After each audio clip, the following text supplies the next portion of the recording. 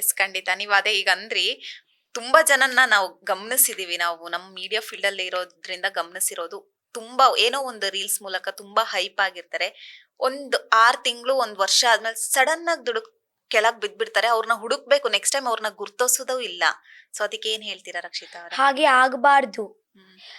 ಅದಕ್ಕೆ ಹೇಳುದಲ್ವಾ ನಾನು ಇವತ್ತೆ ಸ್ವಲ್ಪ ಹೊರಗೆ ಬಂದಂತ. ಇವತ್ತೆ ನನಗೆ ಹೇಗ ಪ್ಲಾನ್ ಇತ್ತು ಅಂದ್ರೆ, ಬಿಗ್ ಬಾಸ್ ಮನೆಯಲ್ಲಿ ಇರ್ತೀನಿ, ಸ್ವಲ್ಪ ಹೊರಗೆ ಬರ್ತೀನಿ, ಜನರಿಗೆ ಮೀಟ್ ಆಗ್ತೀನಿ, ಮತ್ತೆ ಬಿಗ್ ಬಾಸ್ ಅಲ್ಲಿ ಹೋಗ್ತೀನಿ.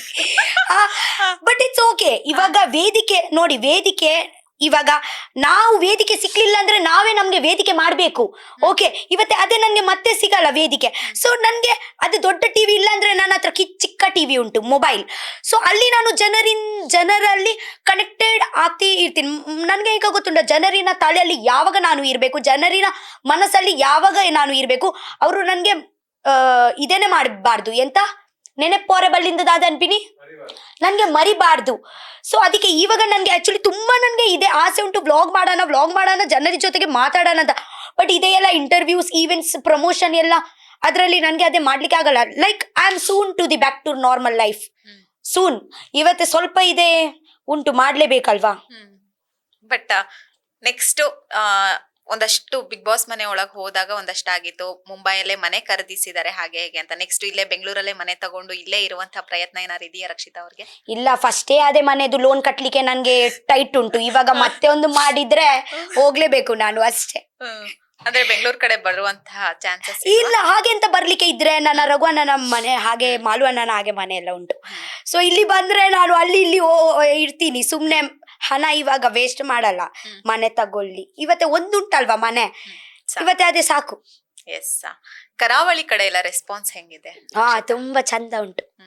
ಅದೇ ಮನೆ ಮಗಳು ಹಾಗೇನೆ ಅವರು. ಅರೆ ನಾನು ಯಾವಾಗ ಊರಲ್ಲಿ ಹೋಗ್ತೀನಿ ಅಲ್ವಾ, ಅವರು ಒಂದು ನಿಮ್ಗೆ ಗೊತ್ತುಂಟು, ಒಂದು ಅರಂಟು ಪತ್ತುನಿಕ್ಕೆ ಎಂತ ಬನ್ಪಿನಿ ಹಾಗಾದ್ರೆ ಇಂಗ್ಲಿಷ್ ಅಲ್ಲಿ, ಕನ್ನಡದಲ್ಲಿ ಅಂತ ಹೇಳುದು. ಇವರು ನನ್ಗೆ ಆಕ್ಚುಲಿ ಮುಂಚೆ ನನ್ಗೆ ಕೇಳ್ತಾ ಇದ್ರು, ಕನ್ನಡ ನಿಮ್ಗೆ ಅರ್ಥ ಆಗುತ್ತಾ, ನೀವು ಇವತ್ತೇ ಹೇಳ್ಬೇಕು ಹಗ್ಗಗೆ ಅಂತ ಹೇಳುದು ಕನ್ನಡದಲ್ಲಿ. ತಪ್ಕೊಳ್ತಾರೆ.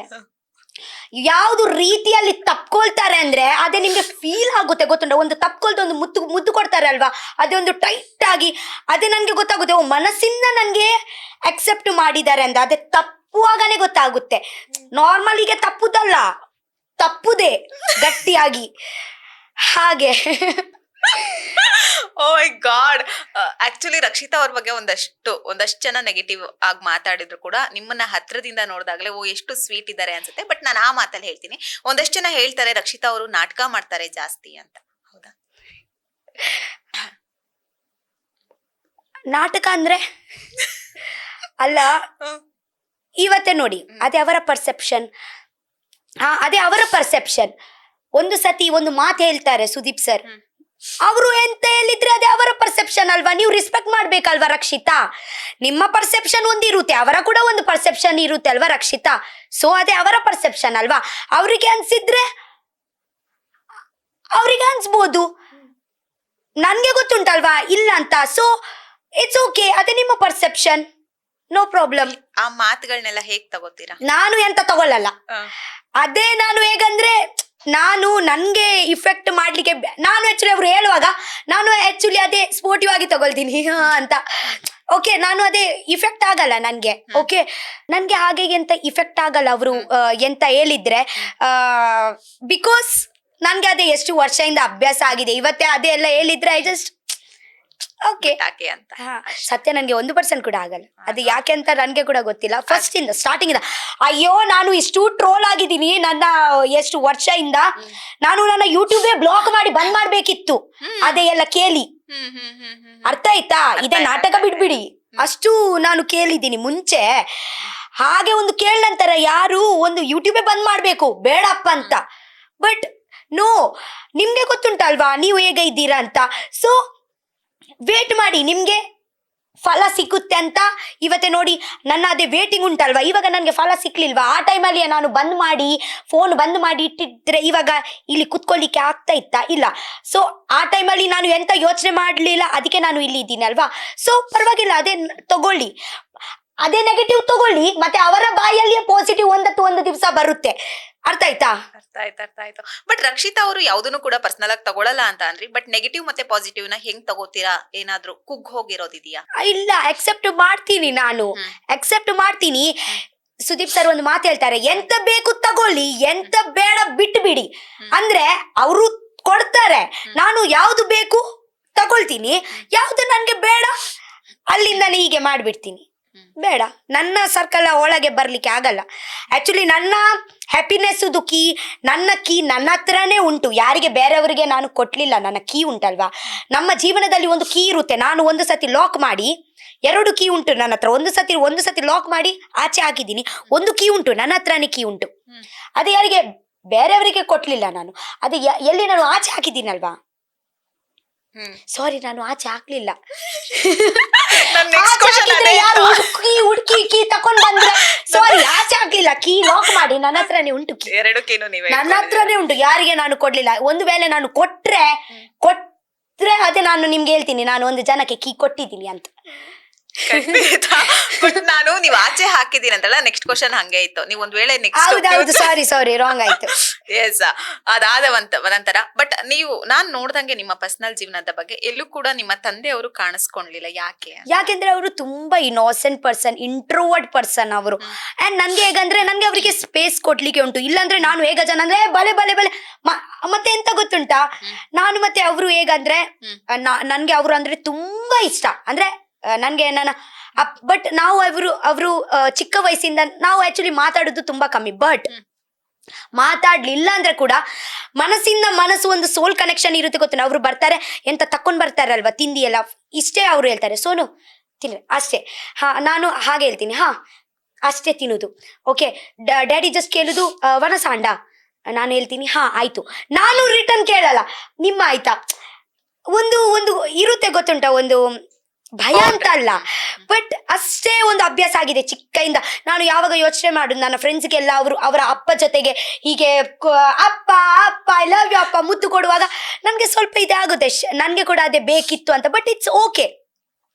ಇವತ್ತೆ ನನ್ನ ಅಪ್ಪ ಎಂತ ಒಂದು ಇದೇ ಮಾಡ್ತಾರೆ, ಅವರು ಅಪ್ಪ ಮಾಡಲ್ಲ. ಅವ್ರ ಅಪ್ಪ ಎಂತ ಮಾಡ್ತಾರೆ. So every father is different. ಅವರು ನನ್ಗೆ ಆಕ್ಚುಲಿ ಎಂತ ಅಂದ್ರೆ, ಅವರು ನನ್ಗೆ ಆಕ್ಚುಲಿ ಸ್ವತಂತ್ರ ಕೊಟ್ಟಿದ್ದಾರೆ. ಅದಕ್ಕಿಂತ ಮೇಲೆ ಎಂತ ಬೇಕು, ಓಕೆನಾ. ನಾನು ಅವರ ಮಗಳಿಗೆ ಎಂತ ಮಾಡ್ಲಿಕ್ಕೆ ಇತ್ತು ಮಾಡ್ಲಿ ಬಿಡಿ ಅಂತ ಒಂದು ಸತಿ ಕೂಡ ಅವರು ನನ್ಗೆ ಬೈಲಿಲ್ಲ, ಎಂತ ಇಲ್ಲ.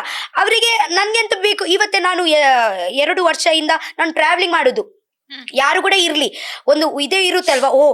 ಸ್ವಲ್ಪ ಅಂದ್ರೆ ಯಾರ್ಯಾರ ಅಪ್ಪ ಅಮ್ಮ ಭಯದಿಂದ, ಬೇಡ ಇಲ್ಲೇ ಕುತ್ಕೊಳ್ಳು, ಮನೆಯಲ್ಲಿಯೇ ಕುತ್ಕೊಳ್ಳು, ಬೇಡ ಹೋಗುದು ಅಂತ ಭಯದಿಂದ ಹೇಳ್ತಾರೆ ಅಲ್ವಾ.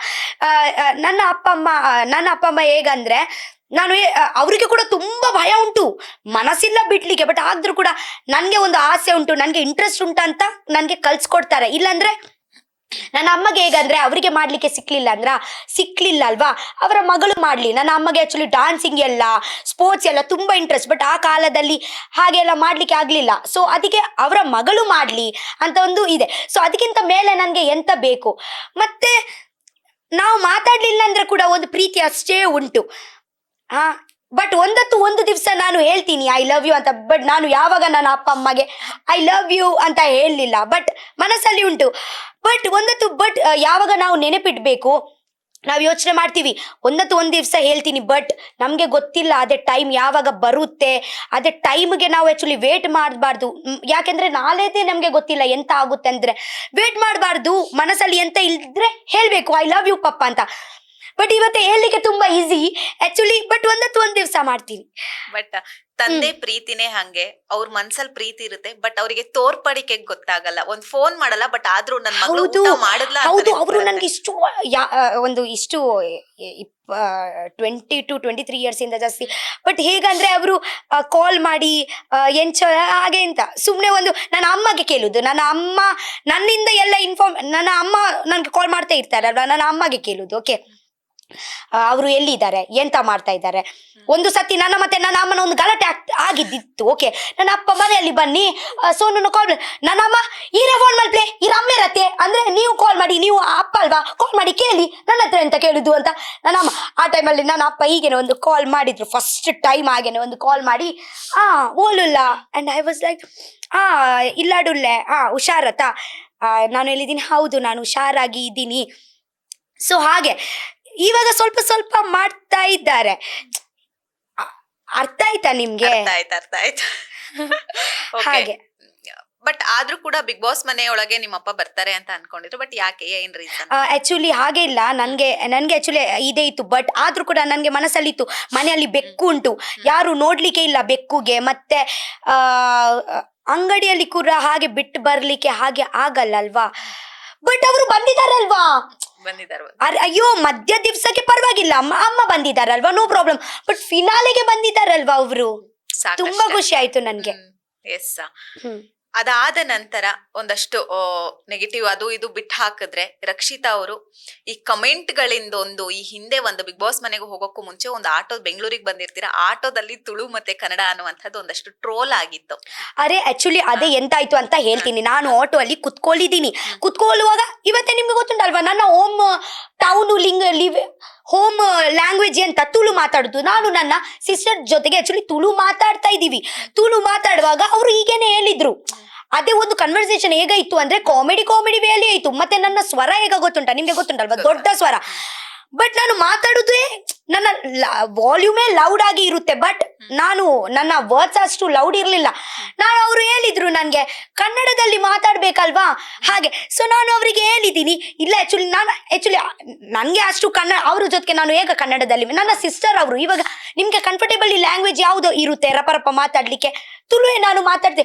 ಸೊ ಆ ಟೈಮಲ್ಲಿ ನಾನು ಅವರಿಗೆ ಎಂತ ಹೇಳಿದ್ದೀನಿ ಅಂದ್ರೆ, ಹೌದು ನಾನು ಅವರ ಜೊತೆಗೆ ಅವ್ರ ಹತ್ರ ತುಳು, ನೀವು ಕೂಡ ನಾನು ಅವರಿಗೆ ಎಂತ ಹೇಳಿದ್ದೀನಿ, ನೀವು ನನ್ಗೆ ಕನ್ನಡ ಕಲಿಸಿ ನಾನು ನಿಮ್ಗೆ ತುಳು ಕಲಿಸ್ತೀನಿ, ಓಕೆನಾ? ಅರ್ಥ ಆಯ್ತಾ? ನೀವು ನನ್ಗೆ ನಂಬರ್ ಕೊಡಿ, ನೀವು ನನ್ನ ಹತ್ರ ಮಾತಾಡಿ, ಕನ್ನಡ ಮಾತಾಡಿ, ನನ್ಗೆ ಕನ್ನಡ ಬರ್ಬೇಕು, ನೀವು ಕೂಡ ತುಳು ಕಲಿ ಅಂತ. ಸೊ ಅದ್ರಲ್ಲಿ ಎಂತ ಉಂಟು, ಅರ್ಥ ಆಯ್ತಲ್ವಾ? ಅಯ್ಯೋ ಅವರಿಗೆ ಕೂಡ ತುಳು ಬಂದ್ರೆ ಇಟ್ಸ್ ಗುಡ್, ರೈಟ್? ನಮ್ಗೆ ಈ ಪ್ರಪಂಚದಲ್ಲಿ ಎಷ್ಟು ಜಾಸ್ತಿ ಲ್ಯಾಂಗ್ವೇಜಸ್ ಬಂದ್ರೆ ಅದೇ ಈಸಿ ನಮ್ಗೆ ಅಂಡರ್ಸ್ಟ್ಯಾಂಡ್ ಮಾಡ್ಲಿಕ್ಕೆ. ಇವತ್ತೇ ನಾನು ತುಳು ಅಲ್ಲಿ ಅಂತ ನನ್ನ ಫ್ರೆಂಡ್ ಹತ್ರ ಸ್ವಲ್ಪ ಮಾತಾಡುವಾಗ, ನಿಮ್ಗೆ ಆಕ್ಚುಲಿ ಎಲ್ಲ ಲ್ಯಾಂಗ್ವೇಜ್ ಬರ್ಬೇಕು. ಹಿಂದಿ ಆಗ್ಲಿ, ಇಂಗ್ಲಿಷ್ ಆಗ್ಲಿ, ಮರಾಠಿ ಆಗ್ಲಿ, ಗುಜರಾತಿ ಆಗ್ಲಿ, ಪಂಜಾಬಿ ಆಗ್ಲಿ, ಆಕ್ಚುಲಿ ಲೈಫಲ್ಲಿ ನಮ್ಗೆ ಎಲ್ಲ ಭಾಷೆ ಬರ್ಲೇಬೇಕು ಅಲ್ವಾ? ಎಸ್. ಬಟ್ ಈ ಬೆಂಗಳೂರಲ್ಲಿ ಕನ್ನಡನೇ ಮೇಲು ಅಂತಾರಲ್ಲ, ಅದಕ್ಕೇನ್ ಹೇಳ್ತೀರಾ ನೀವೇನ್? ಕನ್ನಡನೇ ಮೇಲು, ಕನ್ನಡನೇ ಮಾತಾಡ್ಬೇಕು ಅಂತ ಒಂದಷ್ಟು ಜನ ಹೇಳ್ತಾರೆ. ಅಯ್ಯೋ ಕನ್ನಡದಲ್ಲಿ ಮಾತಾಡ್ಲೇಬೇಕು. ಇವತ್ತೇ ನೋಡಿ, ಕನ್ನಡದವರು ಬಂದ್ರೆ ಕನ್ನಡದಲ್ಲಿ ಅವರು ಮಾತಾಡಿದ್ರೆ ನಾವು ಕನ್ನಡದಲ್ಲಿ ಮಾತಾಡ್ತೀವಿ. ಅವರು ತುಳುವಲ್ಲಿ ಮಾತಾಡಿದ್ರೆ ನಾವು ತುಳುವಲ್ಲಿ ರಿಪ್ಲೈ ಕೊಡ್ತೀವಿ. ಅವರು ಹಿಂದಿಯಲ್ಲಿ ಮಾತಾಡಿದ್ರೆ ನಾನು ಹಿಂದಿಯಲ್ಲಿ ಮಾತಾಡ್ತೀನಿ, ಇಂಗ್ಲಿಷ್ ಮೇಲಿದ್ರೆ ನಾನು ಇಂಗ್ಲಿಷ್ ಅಲ್ಲಿ ಹೇಳ್ತೀನಿ. ಸೊ ಎಲ್ಲ ಭಾಷೆ ಒಂದೇ, ಹಾಗೆ ಎಂತ ಇಲ್ಲ. ಅವರು ಯಾವ್ದು ಭಾಷೆಯಲ್ಲಿ ಮಾತಾಡ್ತಾರೆ ನಾವು ಅದೇ ಭಾಷೆಯಲ್ಲಿ ಮಾತಾಡ್ಬೇಕು ಅಷ್ಟೇ. ಎಸ್. ಈ ಒಂದು ಜರ್ನಿಯಲ್ಲಿ ರಕ್ಷಿತಾ ಅವ್ರಿಗೆ ತುಂಬಾ ಬೇಸರವಾಗಿ ಒಬ್ರೇ ಕೂತ್ ಹತ್ತಿದ್ದಿದ್ಯಾ? ಏನಾದ್ರೂ ಒಂದ್ ರೀಸನ್ ಇರುತ್ತಲ್ಲ? ಎಷ್ಟು ಸತಿ? ತುಂಬಾ ಸತಿ. ಯಾವ ರೀಸನ್ಗೆ? ಅಯ್ಯೋ ಯಾವ್ದು ರೀಸನ್ ಅಂತ ಹೇಳ್ಲಿಕ್ಕೆ ಆಗಲ್ಲ. ಅಯ್ಯೋ ಇದೆ, ನಾನು ಮನುಷ್ಯ ಅಲ್ವಾ, ಮಷೀನಾ? ಚಿಕ್ಕ ಚಿಕ್ಕ ವಿಷಯದಲ್ಲಿ ಒಬ್ವಿಯಸ್ಲಿ ದುಃಖ ಬರುತ್ತೆ. ಏನಾದ್ರೂ ಶೇರ್ ಮಾಡ್ಕೊಳ್ಳೋದಾದ್ರೆ? ಶೇರ್ ನಾನು ಆಕ್ಚುಲಿ ನನ್ನ ಫುಲ್ ಶೇರ್ ಆಲ್ರೆಡಿ ಆಯ್ತು. ನಾನು ಹೇಗಂದ್ರೆ, ನಾನು ಆಕ್ಚುಲಿ ಒಂದು ಓಪನ್ ಬುಕ್ ಹಾಗೆ. ನಾನು ಫುಲ್ ಎಂತ ಫೀಲ್ ಆಗಿದ್ರೆ ಅಲ್ಲಿ ಆ ಟೈಮಲ್ಲಿಯೇ ಬಾಯಲ್ಲಿ ಹೇಳ್ಬಿಡ್ತೀನಿ. ಬಟ್ ಬಿಗ್ ಬಾಸ್ ಮನೆಯಲ್ಲಿ ಎಷ್ಟು ಟೈಮ್ ನಾನು ನೋಟಿಸ್ ಮಾಡಿದ್ದೀನಿ, ಯಾವ್ದು ಸಿಚುವೇಶನ್ ಅಲ್ಲಿ ನನಗೆ ಮಾತಾಡ್ಲಿಕ್ಕೆ ಆಗ್ತಾ ಇರ್ಲಿಲ್ಲ. ಅಂದ್ರೆ ಯಾವಾಗ ಎಂತ ಆಗುತ್ತೆ ಅಂದ್ರೆ, ಮಾತಾಡ್ಲಿಕ್ಕೆ ಉಂಟು, ಅವಳಿಗೆ ಹೇಳ್ಬೇಕು, ಬಟ್ ಎಂತ ಆಗುತ್ತೆ ಅಲ್ವೇ, ಅದೇ ದುಃಖ ಉಂಟಲ್ವಾ, ಉಸಿರು ಕಟ್ತಾರೆ, ಅದೇ ನಿಂಗ್ತೀವಿ ನಾವು. ಮತ್ತೆ ಒಂದು ಮುಖದಲ್ಲಿ ಒಂದು ಚಿಕ್ಕ ಸ್ಮೈಲ್ ಕೊಡ್ತೀವಿ. ಬಟ್ ಹರ್ಟ್ ಆಗಿದೆ, ಹೇಳಲಿಕ್ಕೆ ಉಂಟು, ಫೀಲಿಂಗ್ ಉಂಟು, ಹೇಳಲಿಕ್ಕೆ ಉಂಟು, ಬಟ್ ಹೀಗೆ ಮಾಡಿ ಒಂದು ಸ್ಮೈಲ್ ಮಾಡ್ತೀವಿ. ಅದೇ ಸಿಚುವೇಶನ್ ಆಗುತ್ತಾ ನಿಮ್ಮ ಲೈಫಲ್ಲಿ? ಅದೇ ಸಿಚುವೇಶನ್ ನನ್ನ ಬಿಗ್ ಬಾಸ್ ಮನೆಯಲ್ಲಿ ಆಯ್ತು. ಫಸ್ಟ್ ಟೈಮ್ ನನಗೆ ಎಷ್ಟು ಒಂದೊಂದು ಸಿಚುವೇಶನ್ ಬಂತು ಅಂದ್ರೆ, ದುಃಖ ಆಯ್ತು, ನಿಂಗ್ತೀವಿ, ಮತ್ತೆ ಒಂದು ಚಿಕ್ಕ ಒಂದು ಸ್ಮೈಲ್ ಕೊಡ್ತೀವಿ. ಅದಕ್ಕಿಂತ ದೊಡ್ಡ ಇದೇನೇ ಇಲ್ಲ ಮಾರೆ.